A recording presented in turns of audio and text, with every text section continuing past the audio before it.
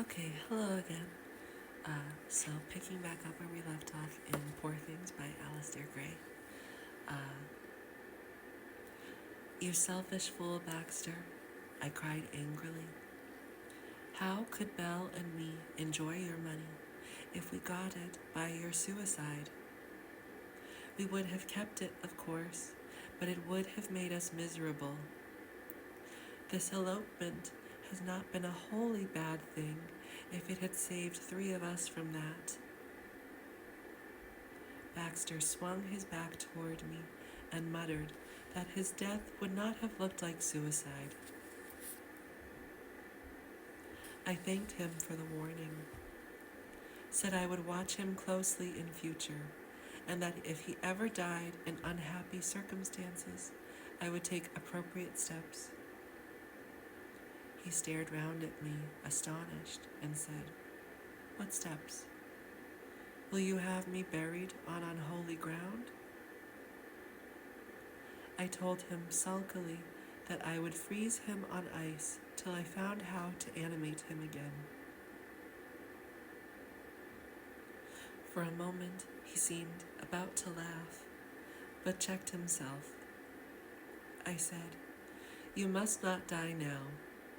If you do, all your property will go to Duncan Wedderburn." He pointed out that the House of Commons was debating a bill to let married women keep their own property. I told him that bill would never be made law. It would undermine the institution of marriage, and most MPs were husbands. He sighed and said, "I deserve death as much as any other murderer." "Nonsense. Why call yourself that? Don't pretend to have forgotten. By a straight question, you exposed my guilt the first day I showed you to Bella. Excuse me." It was then he left to empty his bladder or bowels. Either operation took nearly an hour, and when he returned, said, "Sorry, Baxter, I haven't the faintest idea why you call yourself a murderer." That little nearly 9-month-old fetus I took living from the drowned women's body should have been coddled as my foster child. By recasting its brain in the mother's body, I shortened her life as deliberately as if I stabbed her to death at the age of 40 or 50. But I took the years off the start, not the ending of her life. A much more vicious thing to do. And I did it for the reason that elderly lechers purchase children from bawds.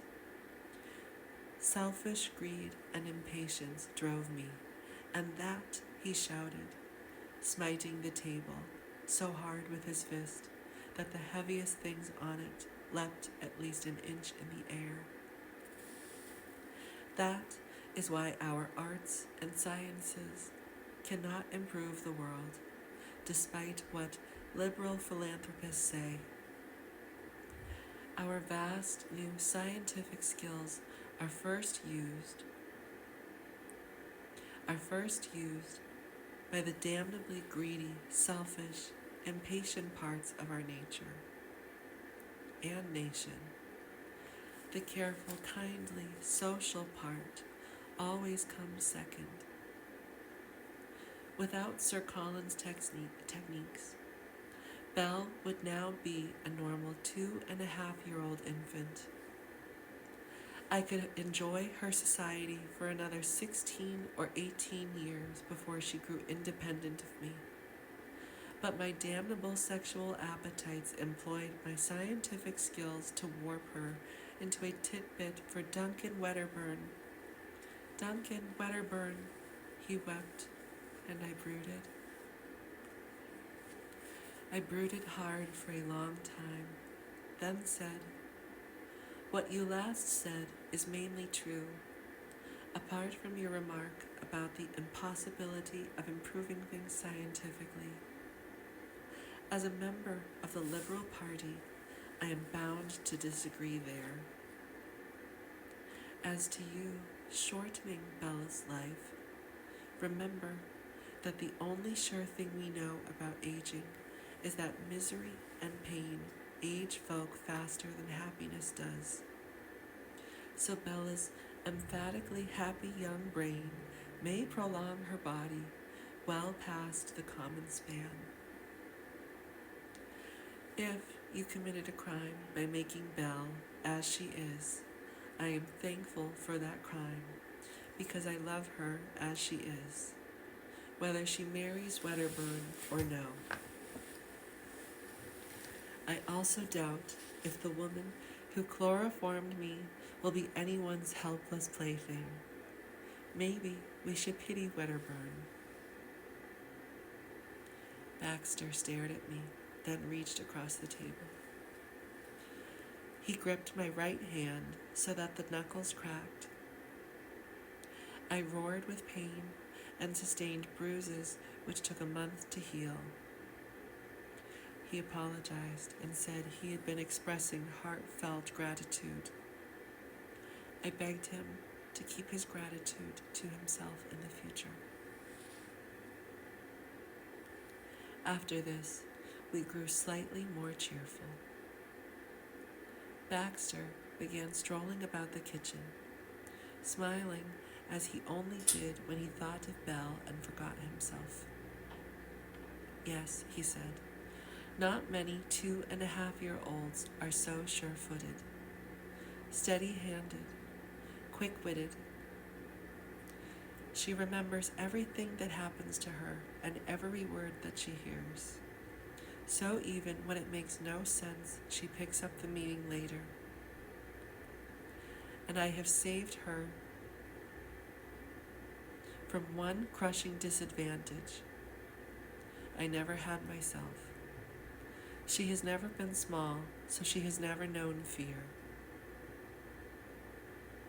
Do you remember all the sizes of midget you were before reaching the height you are now, 𝔼ℝ𝕆𝕆?